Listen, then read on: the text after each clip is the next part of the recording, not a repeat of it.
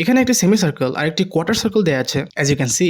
আর এই লাইনটি semi সার্কেলটির tangent আর রেক্ট্যাঙ্গেলটির এই ভার্টেক্সটিতে মিট করছে।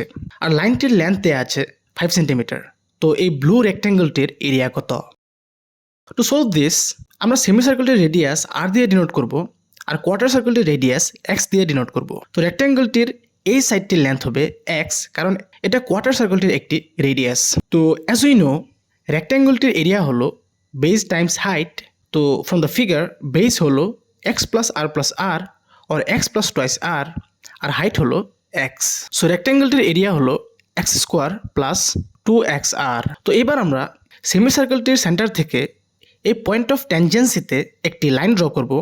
তো এই লাইনটি সেমি সার্কেলটির একটি রেডিয়াস হবে। আর আমরা জানি যে একটি সার্কুলার ট্যানজেন্ট আর রেডিয়াস পয়েন্ট অফ ট্যানজেন্সিতে ইন্টারসেক্ট করলে they are mutually perpendicular to each other. So এই অ্যাঙ্গেলটি 90 ডিগ্রি হবে।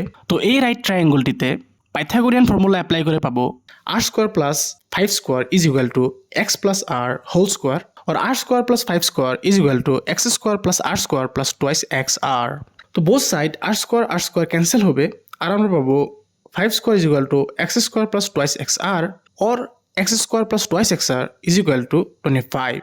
but x square plus twice xr হলো রেক্ট্যাঙ্গেলটির এরিয়া, দ্যাট মিন্স রেক্ট্যাঙ্গেলটির এরিয়া হলো 25 স্কোয়ার সেন্টিমিটার।